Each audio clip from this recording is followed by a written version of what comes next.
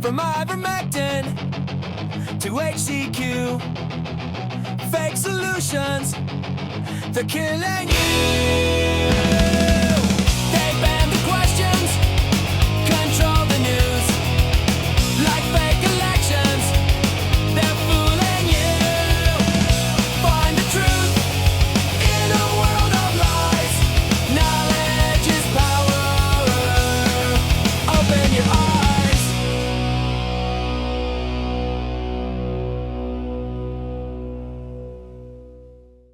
Maybe the smartest thing to do is pull it. The fact of the matter is, we are coming from a country that experiences terror daily. Our purpose was to document the event.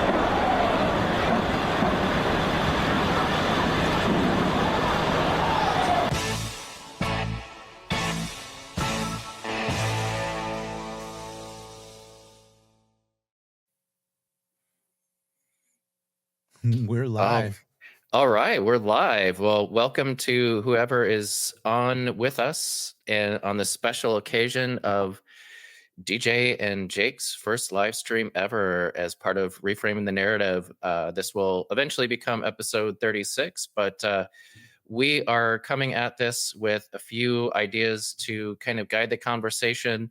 We'd love to see some comments from whoever is with us here live and certainly be part of the conversation as well. But Jake and I had talked about this before. Jake did all the hard work to set up this live stream, and we've got a few topics in mind, but we'd love for, as I said, people to chime in here and give us your thoughts and recollections of 9/11. So I'll just start off by saying that this conversation won't necessarily be a detailed deep dive into all the evidences of why the 9/11 narrative is bogus and why we should think otherwise. But we will dive into that a little bit. But I think as a bigger picture discussion, we want to focus on why it still matters. And we'll definitely get to that part of the conversation. But before we lift off, and you'll notice the shirt here that I'm wearing is very intentional because many of these things relate. But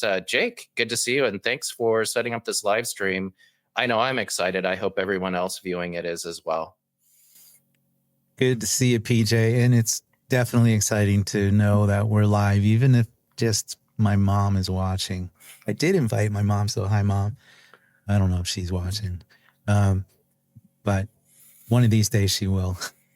And it's kind of a different feeling to feel like you're on the air, and it takes me back to being a college DJ, back when I knew that there were probably more cows than humans listening, given the location of the college I went to back in Ben and Jerry's country.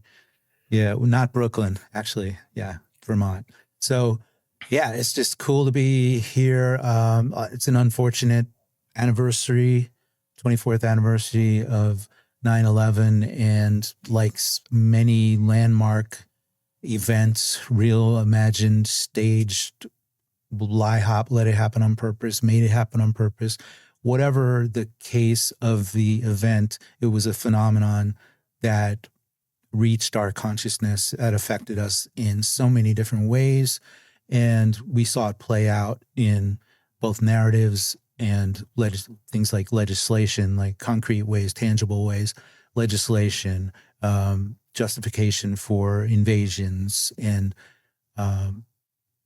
going back to what George W. Bush said, they hate us for our freedoms. And then what did they do? They tried to take away our freedoms. So yeah, they do hate us for our freedoms. We can get into that part. So I thought we'd start by kind of going back to 9/11 and just our recollections of maybe the evolution of our consciousness as far as our understanding and perception of that event and how that has changed. Yeah, so I used the word evolution. Sorry, it wasn't created. I was going to bust you on that, so thanks for acknowledging it. Yeah. Well, everything calls for a nice glass of. Oh, pour that discernment. We're going to need it. We're going to need that for this conversation. Exactly. And yeah, I'll just start the conversation about my recollection of 9/11. And I've told this story, I think, in one of our past episodes, but also maybe in one of my Central Texas rabbit hole videos that I'll apologize to the few subscribers that I do have for letting that lag. I do intend to get back to it. But that being said, I think about 9/11 and everything leading up to it. And as many people viewing our shows will recognize, is that there's always some form of predictive programming leading up to some major political event like 9/11. And I can remember being in the movie theater somewhere in my early 20s and seeing a bunch of wartime propaganda before the big shoe dropped. And I remember thinking to myself at that time, what are they preparing us for? Which was an odd thought for someone who was young and naive as I was, but it sort of planted a seed of skepticism for what I didn't know was going to happen. And that Tuesday morning of 9/11 in 2001, I turned on the TV in shock as everyone else did, and was traumatized mentally as most people were.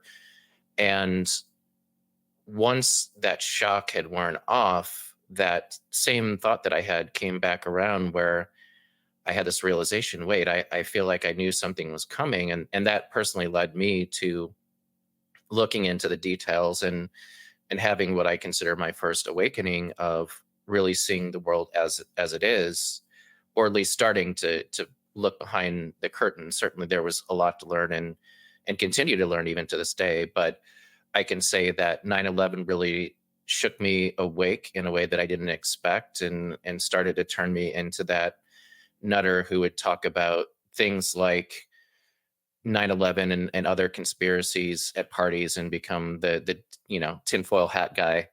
But that being said, we've seen a lot of acts along the way that have shook people awake, and I think we'll get into that. But Jake, maybe just give us a quick view of what 9/11 looked like for you, and how it changed you.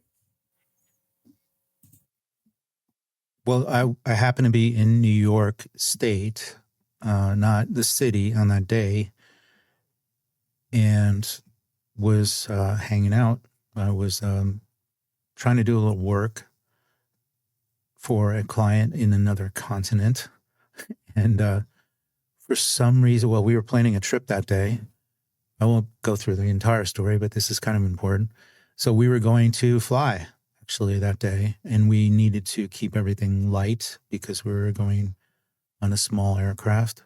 And so I had my little suitcase all pretty much packed except what I needed for my work. And I normally was in the habit of staying up really late at night when I went back to New York to visit. But that particular day, I got up really early to try and do some work because we were going to leave. And I just happened to get in the habit of listening to the radio that was sitting on the desk, that I was using a workstation, and listened to Don Imus in the morning. I don't even know if he's still alive or whatever happened to the show, but it's kind of like the earlier version of Howard Stern without the real retardation. And that's where I heard, a plane has hit the towers, there's smoke, all that kind of stuff. The first chatter, basically, that something had happened in New York City. And so, of course, I went, and I think this is the case with a lot of people. I went and turned on the television, and then the second event happened with the second tower.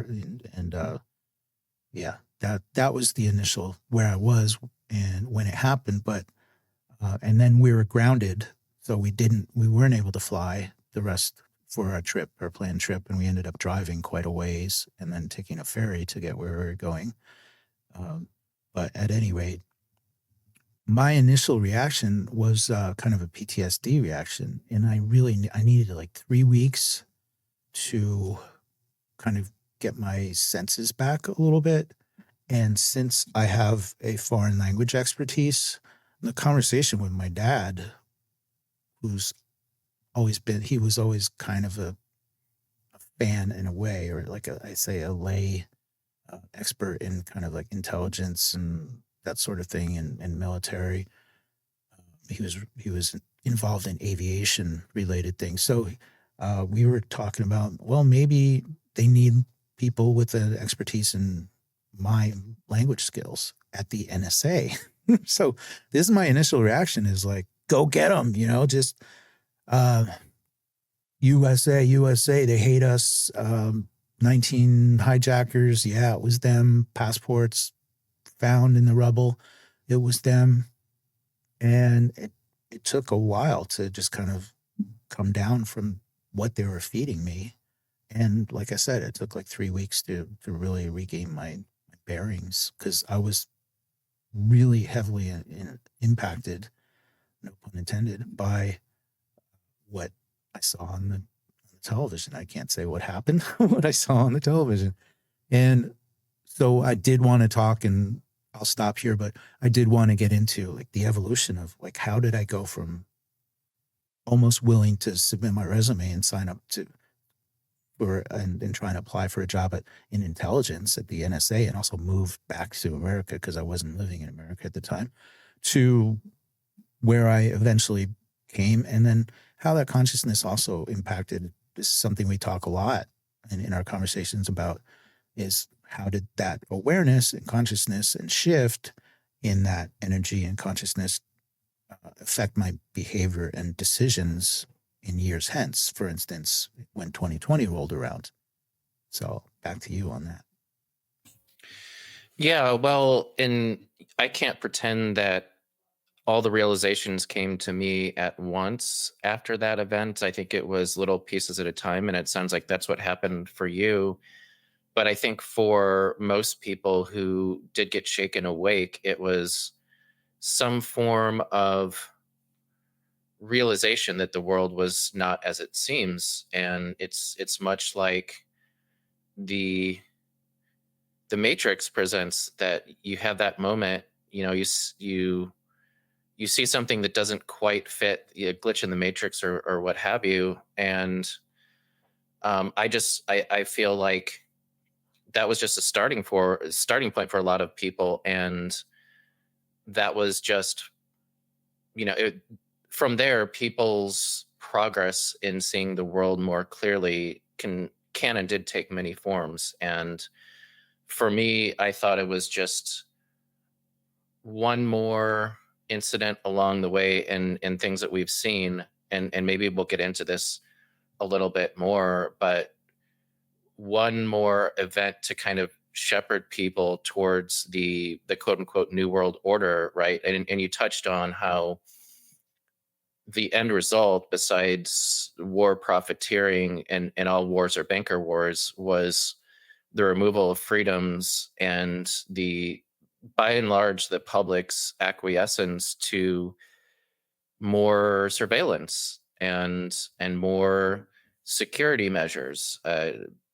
Before that, I remember a time when you could go to the airport and you could see your loved one onto their plane, and the most you had to go through was a metal detector. But you could carry your water through the metal detector. You could go hang out. Like, things were so much more loose. And you look at today, and they freak out about basically anything, more than 3 ounces, and it's somehow a security threat. So that's the world we live in now, but most people just accepted it. And so mission accomplished. And fast forward to 2020, as you mentioned, look at all the additional surveillance and tyranny that most people accepted gladly and pushed for.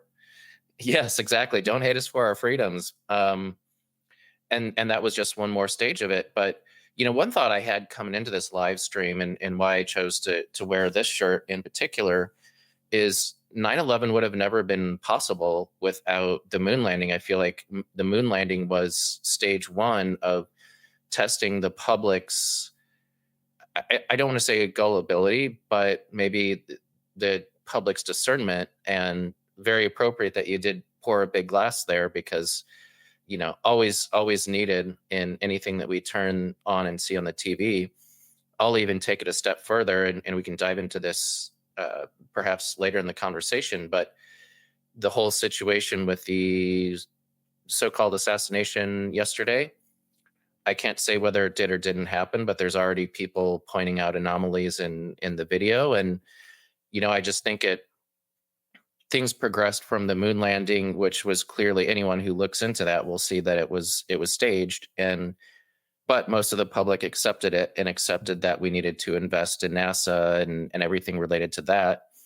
And there's obviously far-ranging implications for believing in space and all of that. But that being said, it's just one more play on the grand stage, and 9/11 certainly set up a number of agendas, as did 2020 and everything that has and will happen going forward. So that's really just my reaction to your introduction there, that I think that there's broad-ranging impacts to our lives beyond just seeing something that shocked us on TV. Yeah, so many. There's on so many levels, like just your emotional reaction, how you accept certain policies, maybe even like your viewing habits on TV, or things like just feeling like you're not secure anymore. Just thinking back to like the stupid color terror alerts, things like that. Really trying to scare everyone like there's a boogeyman under the bed. And so you're not safe in your own home. They're out to get us, and they could come at any time. If you see something, say something.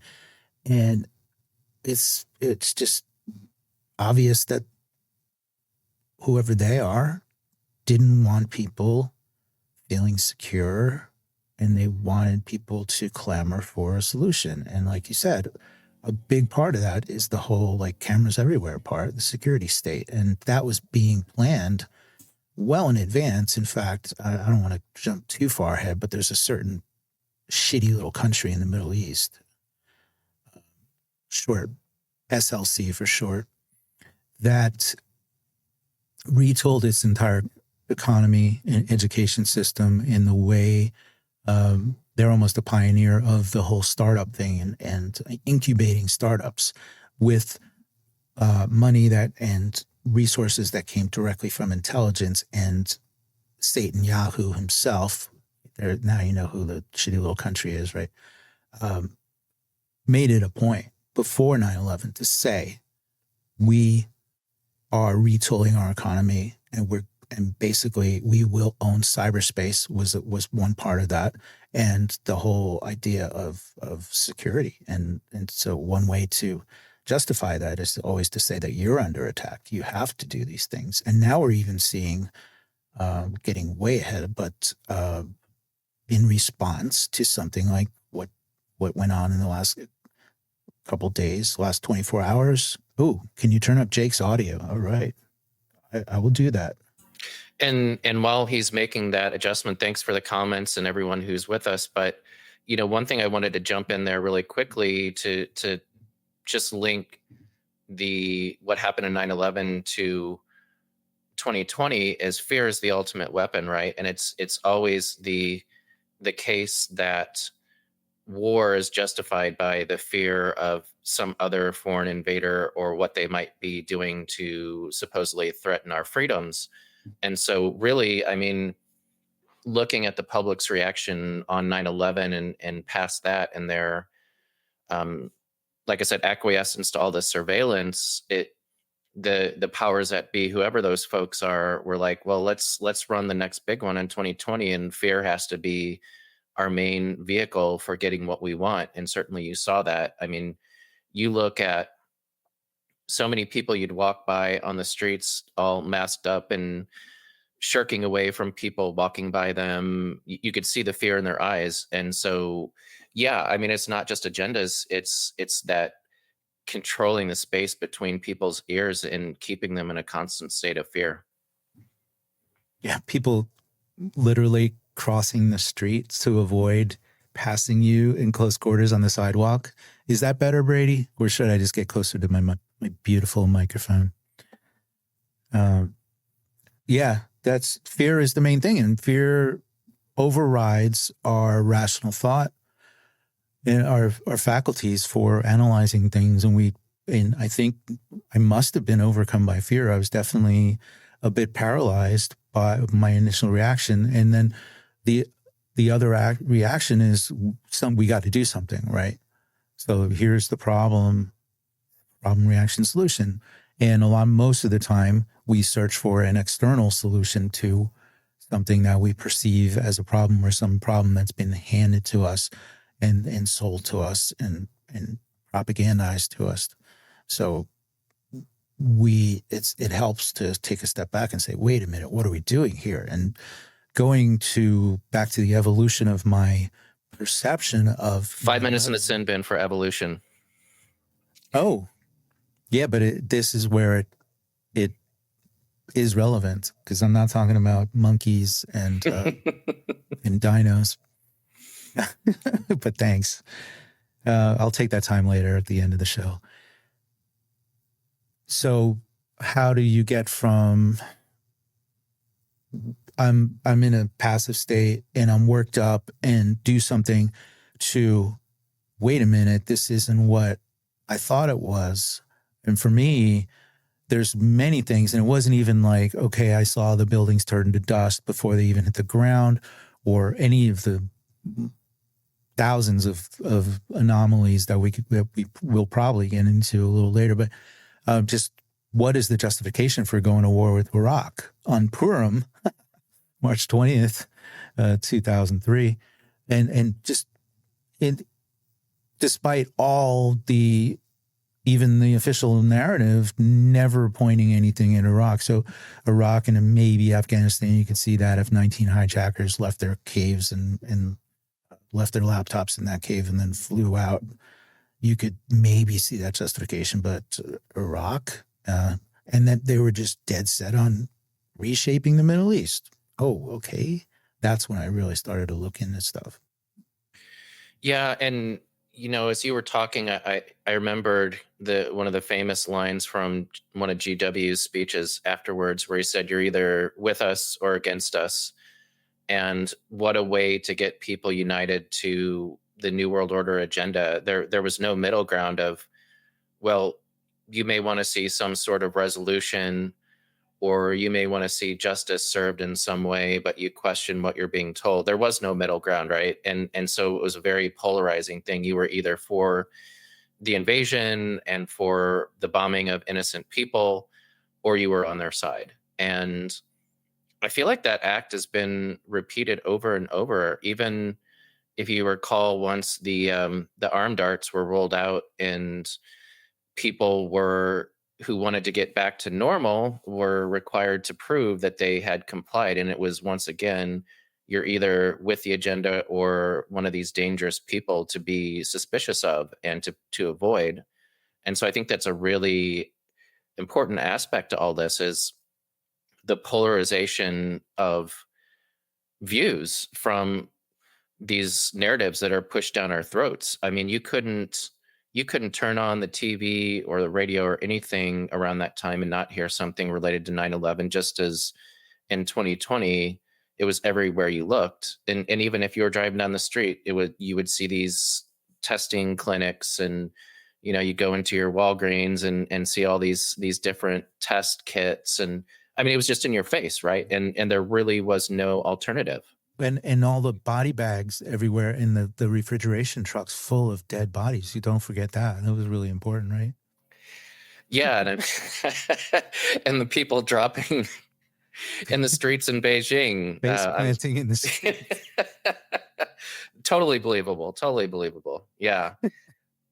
But yeah, no, it's there's so many aspects to this. And I think that's what we're trying to communicate here in this live stream is, even though it was an event more than 20 or close, more than 20 years ago, it still has impacts on our lives, and we can spot patterns in what's pushed to us in mainstream media and events in the world. And like I said, I brought up the big incident with Charlie Kirk yesterday that, at least from what were shown in videos, there was a gruesome live execution.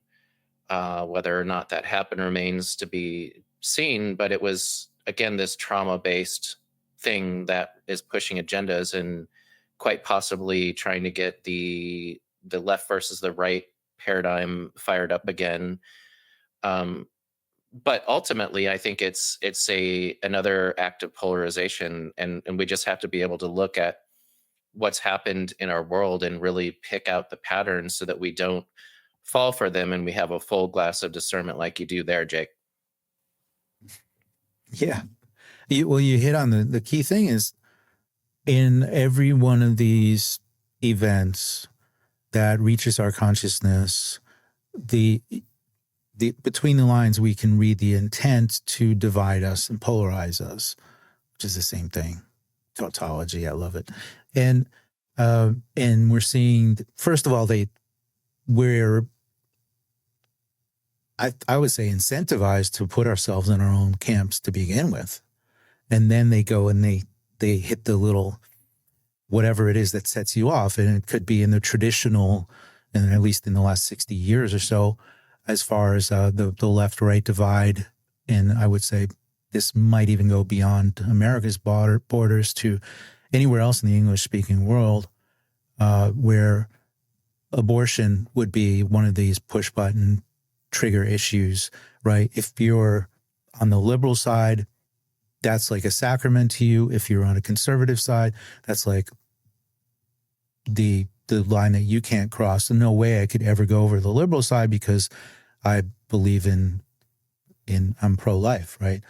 And so you can see that that's associated with a certain viewpoint or position, and then that gets pressed and it gets activated by whatever it is that's going on. So it was really obvious the way that this Charlie Kirk situation has started to play out already, that it's a dangerous situation with the potential for a greater to widen the divide and even end up in kind of hot conflicts between people that identify with left, right. And then there's, of course, the pro-Palestine, pro-Israel, evangelical, Muslim, whatever, pick your divide. You know, we have been as a general populace just so polarized over the years. And it's since the advent of that Talmud vision. But I love to remind myself, I was just thinking of this yesterday, when I was living in Asia and they were at the beginning stages of democracy, where they had the first direct presidential elections, and then they had the first direct elections of the mayors of the biggest cities. The media was going crazy telling everybody how divided they were and really provoking that division. Well, I was working in an office environment with a lot of people who were of one demographic or the other, and that division was invisible in the office. And that was just an observation. This is a good lesson in what the media always trying to stir up. Because the media, if it serves the masters, the paymasters who own it and run it, they're always going to keep a divided populace. It's just easier to manage. It's a management problem. It's a McKinsey nut to crack, right? McKinsey comes in and says, fire people. It's much more efficient. Well, McKinsey comes into the government situation and says, divide people. They're distracted. They're divided. They'll fight amongst themselves, and they'll never notice that you're the puppet master behind the curtain. Yeah, absolutely. Keep people fighting each other, and they don't fight the powers that be. Yeah, it's a classic playbook, but I want to take this. Yeah, absolutely. People are traumatized by what they see on TV, including the events of 9/11. And I would just say that I want to take this conversation to a slightly different angle. And I would also say we are going to touch on some of the evidences that the narrative just doesn't make sense. So we'd love to see some comments from those of you who are with us about your favorite evidences or your favorite videos related to this subject. I always love hearing a different perspective. So I'll just encourage people to type in their votes now. But I want to harken back to last week when we were talking about what is real, because I think it's really important both for 9/11 and what happened yesterday. So there's, I would say, sufficient evidence that perhaps a plane or planes didn't hit the towers and there was some other form of destruction present. And certainly you can find those videos where people show the, the slow motion of the plane supposedly entering the building and how it doesn't follow any of the known laws of physics as it's doing that. And there is the potential of it having been a TV illusion, right? However, there are people who will come forward and say, no, I saw the plane. And I just wonder, when we talk about what's real, there's this aspect of illusion and like mass hypnosis almost. And I wonder, is the power of suggestion enough to tell people that whatever may have flown by, if that was a real thing, that was the plane? And I wonder too, is there some spell casting going on with a lot of this? And same thing with the event yesterday. How do we know that was real? And even if there were people on campus, how, what did they actually see? And so I'm just opening the discussion to what's real in all these events. And I've heard some compelling arguments that maybe there were planes and they link up to the Judy Wood set of explanations, but I've also seen really compelling evidence that maybe it was all just an illusion on TV. So, this is another aspect to it, is there's this mass hypnosis going on through the various media where we get our information, and you really have to question what you're seeing or what you're being fed, how real it is, and what the agenda behind it would be.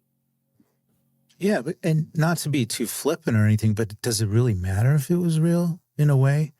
It's a justification for something, and whether there are planes or not, that is what they ran with, and then it was used as it could be a magician's sleight of hand, right? The planes hit, therefore the buildings had to collapse, and that makes sense on a intuitive level until you really start thinking about it, right? It's just, there were collisions, fires, things disintegrated. That made sense a little bit, right? And then you get to Building 7.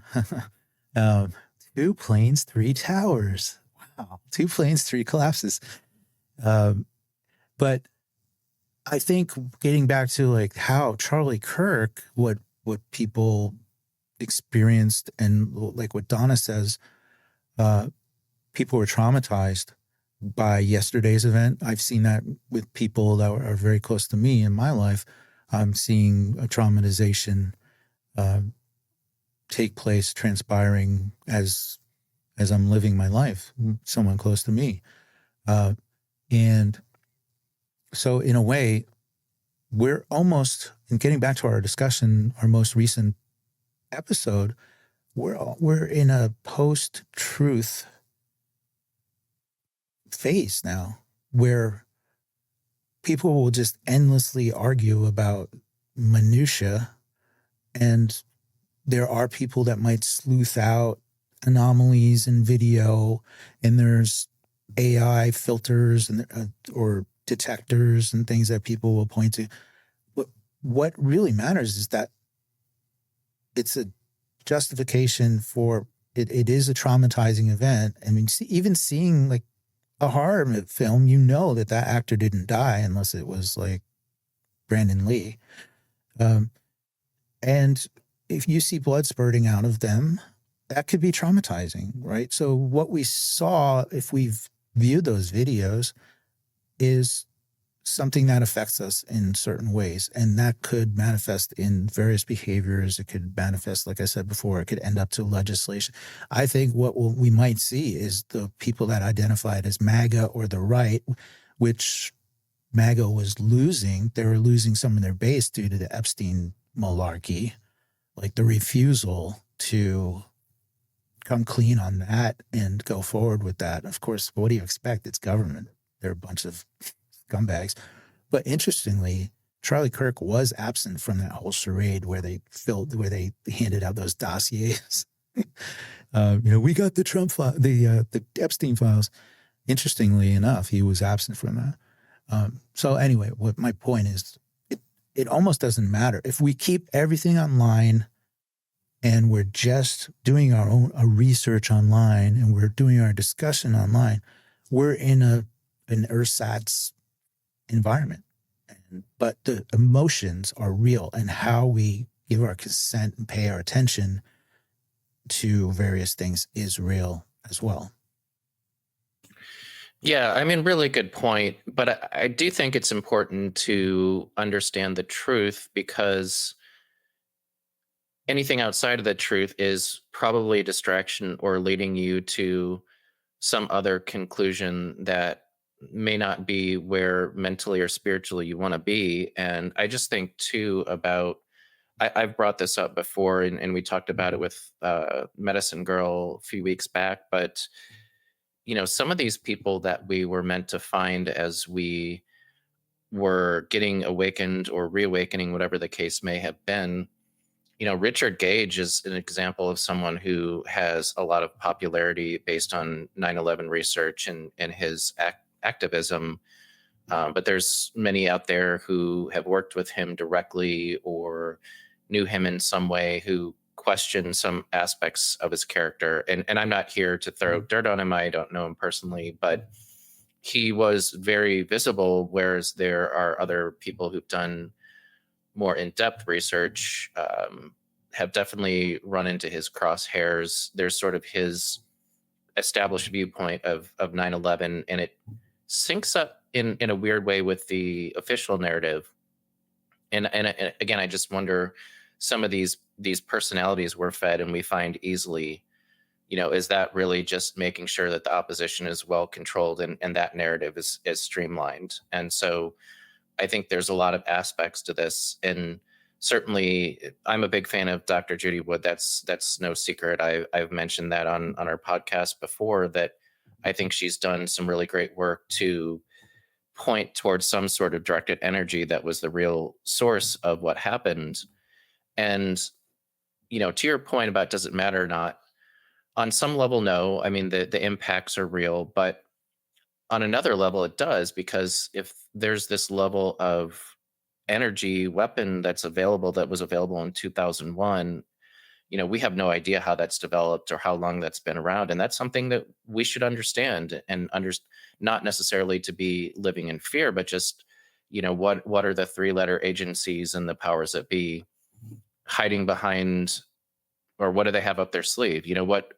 What is available as a method of control of the populace? And I think that's a really important point. Yeah, that is a very important point in getting to I'm not going to use the word evolution, the progress, not Canadian today, or the advancement of various technologies that would be available to intelligence, military, government, well in advance of their popularization or giving them to us to use. For instance, my dad was on the intranet, right, in the 60s. And that exists. It was developed by DARPA, right? So if you get to yesterday's events, 9/10/25, Charlie Kirk, and perhaps some kind of fakery, and I'm not going to assert that at this moment, but I am entertaining those notions. But again, my position is that it was an event. So maybe they learned, maybe that kind of fakery was available, in AI type machine manipulation and learning was available in advance of 2001. And that was used at that point. And there's been a lot of learning, and there's been a steep curve of advancement ever since, as far as fakery as far as using the media, and then covering all those bases, like you said, being able to find Richard Gage, being able to find David Ray Griffin, even allowing websites like, I don't even remember what it was, but John Gold was the guy, right? 911truth.com or something like that. Early days, Eric Huffschmidt was a big one. You might have never heard that name. A lot of people might never heard the name Eric Huffschmidt. He turned out to be not really implying guilt by association here, but he was like a relative by marriage to Rupert Murdoch. And when people started figuring out a few things about his past, he attacked and then he disappeared. So there's all sorts of people that are there. It's kind of like a pinball machine. You ping into one thing and you go into the next. All those little pillars are set up in advance for you to smack up against, so you don't make it through that whole maze of those pillars. Yeah, great point. And then who's the most famous person to popularize the saying that 9/11 was an inside job? Alex Jones, right? It's an inside job. Right. So, he took the banner, and he was the main hero, if you will, for getting that out into the public consciousness. But that was all by design, because obviously they wanted a character who looked like a nutter and said crazy things and acted crazy. And of course, fast forward many years later to him getting sued and speaking a lot of truths, actually, that were categorically put out in the public sphere to be shown as, crazy talk and forbidden thoughts. They're always putting these characters out there for us to latch on and be easy to find, but it just makes the counter argument to whatever the popular narrative is look crazy by design. Right. Credit to where it's due. It was finding, back in the day before InfoWars replaced Prison Planet, it was prisonplanet.com, then prisonplanet.tv. That's where I first came across anybody really questioning the events. And I was in a much different time zone from America and staying up really late at night to watch some videos. And then I ordered the DVD version of Terror Storm and things. So I think that's kind of like the training wheels. What's really intriguing to me is where people end up. Do they stay in the Alex Jones, that little silo, and get into I think what he's encouraging is the whole paranoia. We went to Bohemian. I almost said Bohemian Grove. I think even before 9/11, right? So he breaks in there. Interesting how he breaks in and gets access to that and gets out unscathed, never arrested for trespassing, whatever.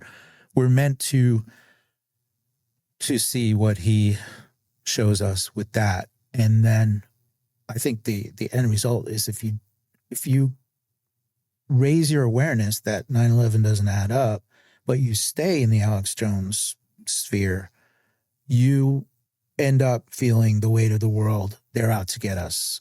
And that's not a healthy mindset. And I fell into that for a few years. I was on my bike, training 20 hours a week, running 12 hours a week, and listening. I would download the MP3s of Alex Jones, and I'd be like fired up.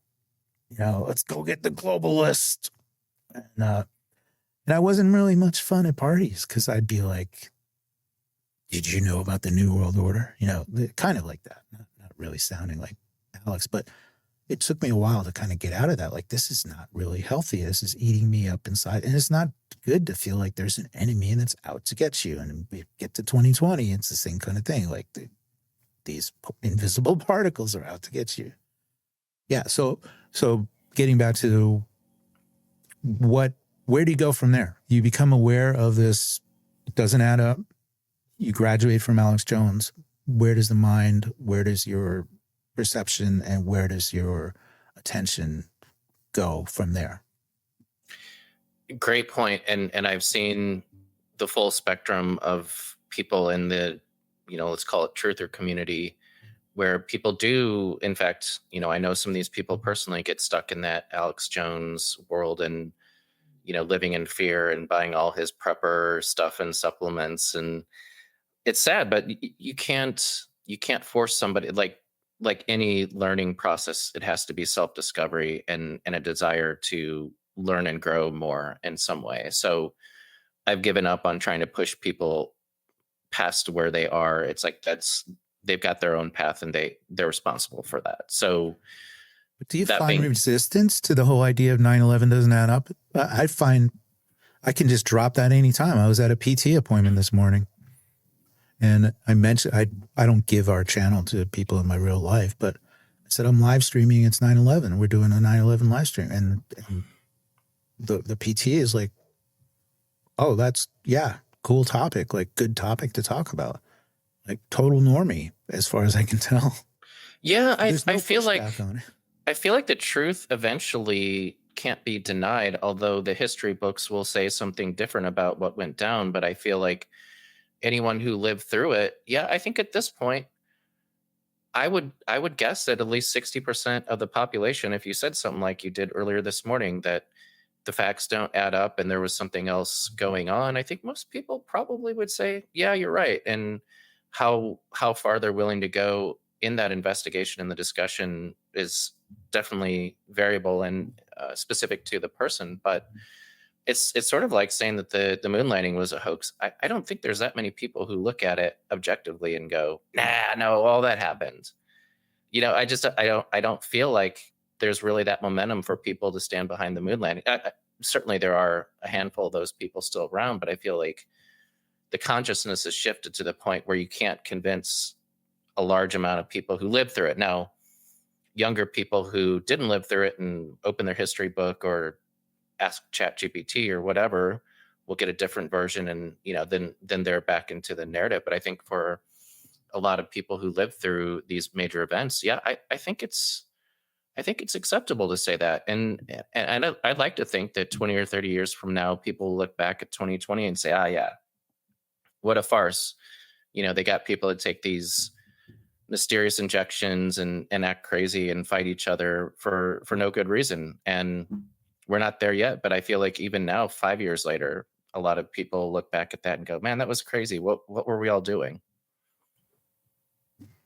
Yeah, it takes time. I mean, I think one thing I wanted to get into was if you arrived at an, sorry about the noise outside. Sounds terrible to me. Okay. I think I'm not hearing it. Okay. I'm hearing this. It sounds like a dragon flying by. But maybe we've just put too much wrong think out there already. They're coming for you. They're coming to take me away. Oh, no. So where were we? Ironically, I hear a helicopter above our house. Maybe it's black. Yeah. No cows are safe in the area. Yeah. So I think if you come to any kind of questioning, even if you're, fast forwarding to recently, even if you're looking to use horse paste, there's a progression that you're out of the mainstream, and we know there are so many traps, but you're out of the accepted or mainstream narrative, and you're searching a little bit. So that's that foundation of you belonging to, you're glued into this mainstream, almost like you belong to that team or that cell. It's shaken up, it's loosened. And whether or not, okay, so going back to 9/11, even if you believe, it doesn't really matter what you believe. If you believe that it was an inside job, it was an inside-outside job, as long as you don't believe the 19 hijackers, 3 planes, Shanksville, 2 buildings in New York, 3 buildings collapse, impossible Pentagon maneuver, blah, blah, blah. If you question that at all, you probably weren't so likely to accept what was handed to us in the beginning of 2020. And so there is a progression of consciousness when you question things. And of course, you can always go a little too far. And I think we're almost getting to the point of demoralization, and that's what is the highest in my consciousness right now, is like, do I freaking believe anything anymore? And that's not a good feeling. It's a little better than feeling like they're out to get us all the time. But I do want to believe in something other than just, okay, I believe in God. And I do need to feel a little purpose in the world. But we are at the point with AI and distrust in anything government does, anything official, anything mainstream and profitable and tied up with industry, that it's demoralizing. We're at a point of demoralization, as Yuri Bezmenov pointed to. That's the first stage, really, in the complete controlled demolition of society. Yeah, and not to beat a dead horse and create horse paste, but we did talk last week about the need for discernment when we're given anything, and obviously that was before what happened yesterday. And I really do think, as we were talking about AI, that some element or aspect of that, I think, has been around for a long time. Look no further than the copy and pasted stories about the old world buildings and what happened to them, right? And so I think much of our history can be questioned and should be questioned, and it just really is down to the individual discerning between different elements of fact and what actually makes sense and what supports the mainstream narrative that gets us in a certain mindset. So I don't think really anything is new in terms of having to look at history with a skeptical lens, and certainly the books were written in a certain way to promote a set of narratives. But I think it's up to the individual to look at all these things and say, what was the intended result? What were they trying to get us to think or support? And certainly World War II is an example of, if you start digging into that too deeply and asking questions, you can get deplatformed very quickly, because there's one accepted version of it, and that's that. And You can get jailed in certain countries. It's true. But even then, there's a lot of things that don't make sense in that set of stories. So yeah, I feel like it's always been with us, but certainly with AI, it's getting a lot more advanced. Right. And maybe we just have to be mindful of the whole idea that maybe that demoralization, that whole feeling of, and of course it's a certain subset. I think, well, maybe choose your poison when it comes to demoralization. I mean, I'm observing where I am. People are so demoralized just with Orange Man in office. So there's various levels, right, of all this kind of stuff. But when you become aware of it, then how do you respond to it? And that's a repeating theme in our conversations all the time. How do you respond? Where do you pay your attention? And for me, it's getting to the point where I'm almost ready to just log off this whole world of narratives. And I had my wife mentioned something about a friend who's completely unplugged, and she'd never even heard of Charlie Kirk. And to her, it doesn't matter whether Osama bin Laden was a game show host on Channel 4 or, the world's worst terrorist. It's kind of similar. She just lives in her own world, and raising a family and everything involving more tangible things. And for me, I'm getting to that point where it's like, okay, I don't really want to live in this virtual simulation anymore. And that's why maybe it doesn't matter to me whether the things are real. I'm not trying to prove a point about anything, but what I'm interested in, and I posted this in my comments in the world, in the virtual world, is it'll be interesting to see how, similar to what they did, they said 19 Arabs, Muslim extremists, Saudi money based in Afghanistan. They hate us for our freedoms. They hate Israel, blah, blah, blah. Similar. How does this Charlie Kirk situation play out? And who are they going to finger? I just going to Rumble a few minutes before we started. I don't actually think our Rumble stream is working, by the way, but just going there, the top talking heads, the top shows were talking about suspect, picture of a suspect, picture apprehended, that kind of suspect apprehended. So how does this play out? That's a narrative, and we're going to see that because there are people that are traumatized. There's people that are out for blood. So we'll see. But I just don't want to play into any of this stuff, and I kind of want to unplug. Yeah, well, I think you and actually I was going to comment before you gave the example of the friend who's completely unplugged, and I thought that's the direction that many of us should take is, do we actually pay attention? Do we pay our attention to what's going on in the world stage? If it really doesn't affect us, then do we need to care? Do we need to give it our energy? What we create in our own world, in our own existence, and what we do in our lives and the people that matter to us, that's real, right? Now, sometimes the Venn diagram circles cross where your world gets invaded by what's out there.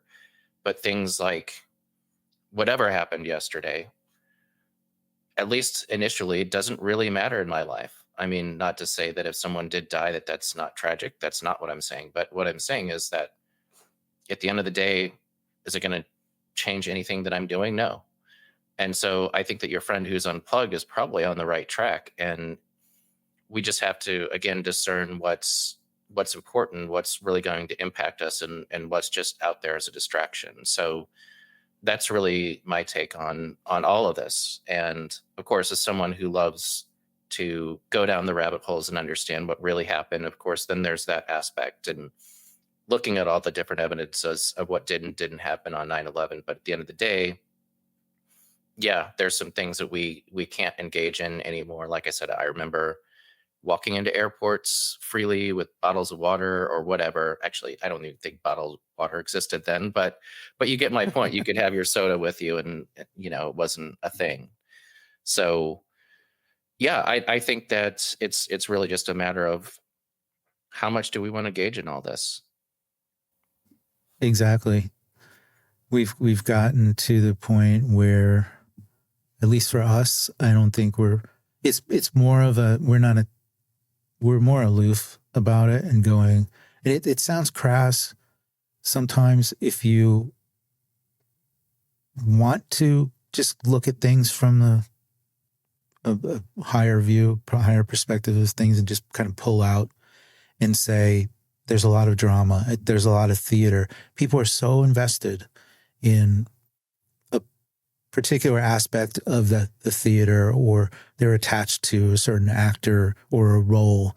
But I think both of us we've gotten to the point where we recognize that everyone that is given to us is playing sort of role. And getting to my assertion, I don't know if it really matters. If they're acting out a drama, I think on a spiritual level and ritualistic level, like these people are tapping into some energies and they're playing out maybe ancient dramas in different ways. And it's almost like a wheel. So the cycle repeats, but they're covering different ground every time, right? So it rotates, the cycle comes back, like they're pulling the same crap, but it's not exactly the same thing every time. Yeah, and that goes back to the earlier part of the discussion that you can recognize patterns in these world events and you'll see them played out in different ways. And then when they see that they succeeded, they double down on it on the next big event for sure. But I'm also conscious that we're getting close to the hour mark here, and I feel like we've covered a lot of what we wanted to talk about today. Just maybe a temperature check. We don't have to stick to an hour. but a temperature check for the people who are streaming with us. Just curious, is there anything that people want to hear us talk about, or any topics to cover, or does this feel like a pretty wrapped up conversation? Someone throw a comment in the chat. We'd love to see it. Yeah, if you're not just left to your own devices and doing the dishes or something like that, just putting us, just to be nice, like putting us on the background. If you're actually near some kind of device where you can make a comment, please do. But I thought it would be important to cover. So why does it matter in 2025 that 9/11? It's next year will be 25 years, a quarter freaking century. How many people do you know in your life? I mean, we're probably double the age as somebody that was born in, we're at least double the age as somebody that was born in 2001. But 9/11 for people 24, 25 years, and maybe a lot of people don't remember what happened before they were like 5 or 6. They don't become conscious of anything outside their family and visiting relatives and going to the amusement park or maybe even a ball game. So their consciousness probably goes back to like even 30-year-olds these days are not affected by 9/11 except maybe just a story. Well, I think back to my life. Wow. I mean, going back 30 years before I was born, that gets back to what we were talking about, the things, World War II. And I mean, that seemed like a really long, a land far, far away when I was growing up, like World War II. Oh yeah, that's back then.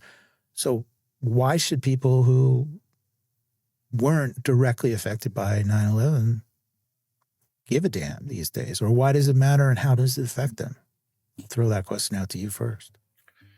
Yeah, I mean, I feel like we've covered a lot of this ground already, but I would say that people who either weren't born yet or too young to remember what happened, certainly they're living through the consequences every time they go through the airport, right? Like that whole apparatus of the TSA didn't exist before 9/11. And so in some way they're impacted, but you're right, it's just a story they were told growing up in grade school about what happened, and they accept it and move on. But maybe it's our job to remind people of what life used to be like before then, because we do remember, and we do remember the freedoms that were slowly taken away, or the invasion of privacy that's now standard because, well, we don't want to encourage terrorists, we don't want to be unsafe now, do we? So I think those are the real impacts. And then, as we talked about before, it's, well, they pulled that off, they pulled the moon landing off, they pulled off multiple world wars for questionable reasons, they pulled off 2020. What's next? And are we able to see that next act and see it for what it is, and can we help others see that? Yeah, really good points. It's just an endless succession. Maybe as I was listening to you speak there, I was just thinking, well, yeah, maybe it's important to us because we lived through that period. But for somebody that wasn't directly affected by it, it's just another false flag in a way. It's just another rung in a progressive ladder towards something. And like you just wrapped up with your remarks, where's it headed?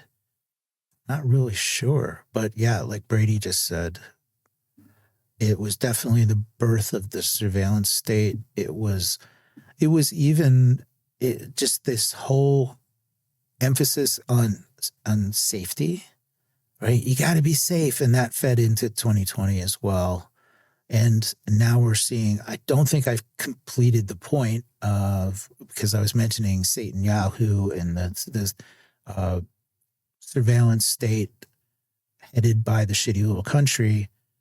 In response to this Charlie Kirk situation, I saw a video of a guy who was associated with Unit 8200, I think. He's like an American from Brooklyn or something, but he's named Cohen, and he was on Fox News, and he was talking basically about pre-crime and this surveillance kind of, I would say, all-encompassing panopticon to detect erroneous activity before it occurs. And the host said, would it have been able to prevent the train attack on the Ukrainian last, or would it have been able to detect and prevent what happened in or didn't happen in Utah? And he said, "Oh, absolutely." And he's selling this thing, and it's called Gideon, so you can look that up.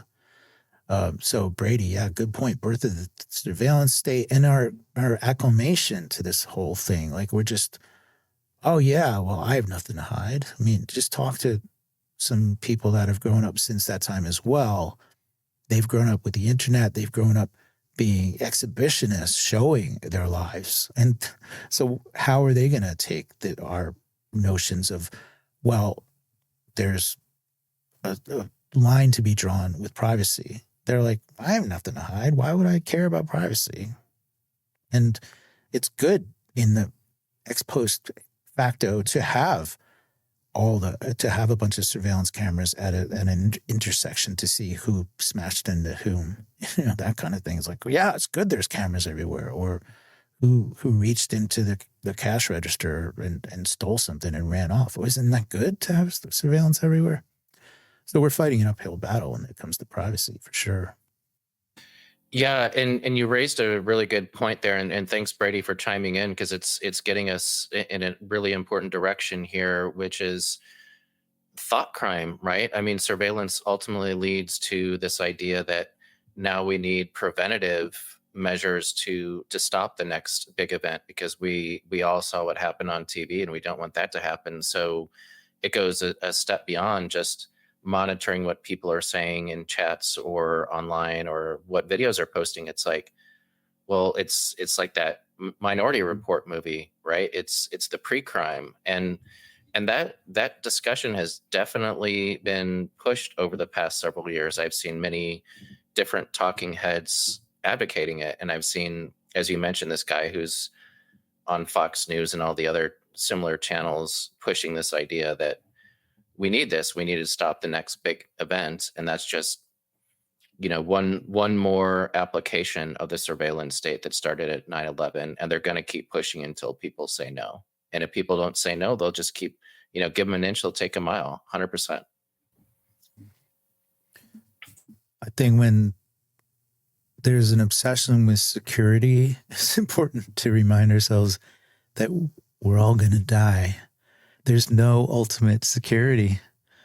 And so maybe we should be a little more daring in our everyday lives and in our actions. Just maybe not hold back so much. And I'm not saying when the speed limit's 65 to go 165 and do reckless things in your life, but don't, for the sake of security or like the comfort zone that we were talking about before, don't make that stop you from doing stuff, from acting in your life. And that's the point we are, where I think a lot of the younger people these days didn't grow up playing in the yard. They grew up playing, first it was Game Boy, and then it was PlayStation, and then it was even like, maybe you did a little bit, what's that thing where you do like the fake tennis on the screen and that sort of stuff. And now it's just like, there's not even any physical activity involved. And now there's like, they're selling virtual pandas. Have you seen those on YouTube? Like, I haven't, but it totally doesn't surprise me that something like that exists. And yeah, you can have little toys in your lap that are AI toys. And then there's going to be AI boyfriend, girlfriend, and we're back to that Joaquin Phoenix movie, Her, right? Mm-hmm. Mm-hmm. Crazy. Yeah. There's no end of distractions or, just time sucks for people. But I really agree with what you said just a little bit ago, that life is for the living and no one's guaranteed tomorrow. So, live your life to the fullest. And it makes me think about a talk I heard earlier this year from someone who's doing very well in insurance. And that person gave the example of someone who maybe when they take a trip somewhere on another side of the world and they rent a car and they say no to the insurance, but they're very careful about everything and living in fear of getting a ding and having to deal with that versus someone who takes all the insurance and then lives no holds barred, right? And the similar analogy could be made for, having life insurance. Plug for those who know me will know why I'm saying that. But just, having a solid plan in what you want to accomplish in life and going after it versus waiting to that someday that may never happen. Right. And even as far as waiting for that someday that never happens, waiting for that next shoe to drop that may never happen. Right. Getting back to like the conspiracy minded people paying attention, the Fox News listeners, watchers, the MSLSD watchers, and the CNN watchers, whatever category or whatever little silo you're in, people are anticipating something, and that puts them on their heels and prevents them from going out and living because they're just waiting for something to happen. And again, that I think on a different scale as well, like waiting for somebody to come along and save them or to solve a perceived problem that might not even be a problem, like, the global warming climate change thing, which is not even a real problem. But there are those that base their entire life around that whole paradigm, and they're clamoring for a solution to something that doesn't even exist. Maybe we should do a show or two on that one of these days. But there's an agenda afoot, and that plays into it. And we know that is like Sustainable Development Agenda 2030 and smart 15-minute cities. I saw a sign the other day that said, "We are a smart city, smart corridor." Yeah, actually driving around yesterday. And so there's always an agenda afoot. There's always something. And there's something about people giving their consent when it comes to it, just lending their consciousness. And I don't know what the percentage is. Maybe it's like a 1585 type thing. Like if more than 15% of the population knows it's a joke, it's a hoax, we're being played. I'm just making that 15% up, but it kind of feels that way. But if a certain percent of the population doesn't play along, they either have to stop or try a new game. But if it becomes, and this is speculation, but if the majority doesn't play along, then the majority can have the upper hand. And we haven't seen that in modern civilization. So maybe we'll get to that point if consciousness is raised. And I think that's my objective. I'm not telling people how it is. You're not telling people how it is. We're raising questions. We're having discussions. And I think our overall objective is to just ask questions and get people to try and elevate their consciousness. Yeah, really good point. And it makes me think of the Pareto 80-20 rule or 20-80 rule. And I do wonder if 20% of people who resist in some way is enough to topple agendas. And certainly we've seen a number of trial balloons put out there where there was, like, I remember monkeypox. Remember that from years ago? And it was like, people are like, nah, not Nobody buying it. bought it. Yeah. Nope, nobody bought it. And so it just quietly went away. And we do see those where they're just like, what's the pulse of the population? What are they going to bite onto? So yeah, I think that even with the events that happened in 2020, there was people just kind of were like, enough is enough. And they had to, quietly pack the tents and wait for the next event that's planned. By I'd say 2022, people are just like, enough of this crap, right? And let's just get back to normal. But many of the objectives had been achieved, and the powers that be were happy to let things go back to normal until whatever the next act is. Right, but the damage had already been done is in terms of acclimating people to certain behaviors, or even things like not going into the office, and actually requesting to work from home or doing remote work. It further drove people online. It destroyed a lot of small and medium-sized businesses. So there was a lot of damage that was done. And at the same time, they've used the prophylaxis of, oh, well, this is a new normal. We're never going back to normal. And so we were supposed to accept that as well. Yeah, but good points on that. Yeah, and I thought about this the other day, and I don't know what got me on this train of thought, but there never has been an official declaration that it's over. There was never the mainstream channels never said, let's have a big mask burning party. Let's throw a bunch of masks in a big pile in Times Square and light them on fire and say it's over. And I've brought up this point before, talking about long-ranging impacts of these world events. When you pass through, I believe it's LaGuardia, newly renovated. I'll never forget 2 or 3 years ago passing through there and seeing the permanently etched masks required thing on one of the sliding glass doors. Like, that wasn't a temporary piece of paper. That is permanently on that door. So the threat always exists that they could cook up some other version of this and rerun the play. But I think they'd need to wait a while, because there definitely was some exhaustion in the public related to all the malarkey of 2020. Kind of like an elastic band. It was going to break at some point, and then it's eased and relaxed, and something else is cooked up. And if we keep paying our attention and limiting our conduct to that sphere where things like what they were pulling off affected us, then we'll be impacted by the next one inevitably. Yeah. So where do we take things from here?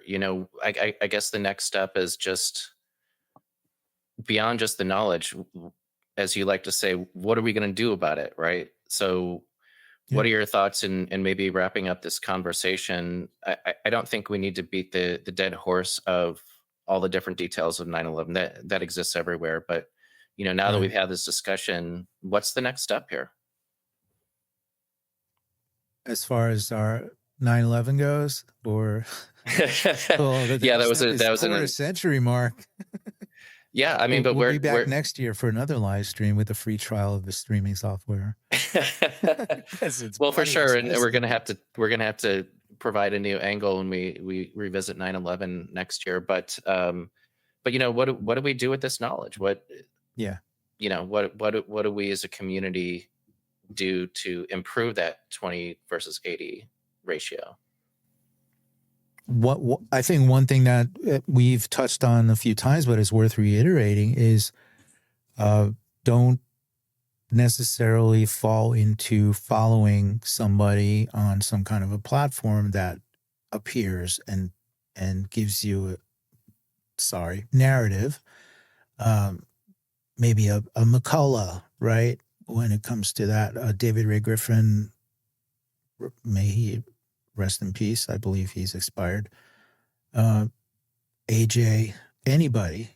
So just beware of what you're handed as far as stories, narratives, actors, players, and how you respond to it. And just remember that you're looking, unless you are experiencing this in your own life, you're experiencing it indirectly, and it's perceived most likely through a rectangular device. And we cannot gauge its authenticity through that device. And now with, like we've already mentioned, with AI, all bets are off, but don't let it demoralize you. And I like, actually, Medicine Girl had a kind of an emergency video that she posted yesterday. Of course, this is going to be archived. So it was 9/10/25. And she was talking about Substack basically throttling the view count, things like that. But she ended up just with an appeal to pay attention to people in your life and give them a hug and just the basic stuff. And it sounds kind of wishy-washy and wimpy or something like that, but it's not, for me, it's not like we got to go get somebody and take action and let's get this civil war going, or, get them there before they get us or anything like that. It's like, how can you find unity in your own life and coherence and meaning. It's simple, profound, but it's simple. Well said. And I don't really have anything to add to that, to be honest. I think that maybe this would be a great time for a last call for whoever's still hanging around with us. Anything else you want to chime in there? Otherwise, I think we've had a successful live stream here. We've made hay on the dubious anniversary of 9/11, and definitely incentive for us to do this again next year and have y'all with us. Yeah, with dozens and maybe hundreds of more people next year. We can only hope. I hope so. But I actually we intended a little bit to get into some of the nitty gritty and maybe some mechanics or kind of debunking narratives. But looking back, that we've had this conversation for 80 minutes already. I kind of like that we didn't get into that. It's and that's of a piece. It's coherent with what we've been doing. We're having conversations about the meaning of these things rather than like trying to piece together. It's kind of like a whodunit. And you have all those true crime shows, and people get caught up in the drama of it, and it's just the same kind of experience as watching TV. And we want to encourage people to just be authentic, not fall further into true crime dramas. Hear, hear. Right. All right. Well, this has been awesome. Been a good experience. I hope everyone who's been streaming with us has enjoyed it. And for those of you who watch the recording later, thank you for making it this far. We generally try to keep things capped at an hour, but I think we had a really fruitful discussion. So I'd say stay tuned for next week and beyond. Hear, hear. This is a wrap it'll be episode 36 and archived. And thank you for tuning in, whether you were here with us live or you're seeing this at another time. And we'll see you back next year on 9/11. And I'm sure a lot will happen between now and then. Yeah, who knows? Thanks, everyone. Take care. You just have to flood a country's public square with enough raw sewage. You just have to raise enough questions, spread enough dirt, plant enough conspiracy theorizing that citizens no longer know what to believe.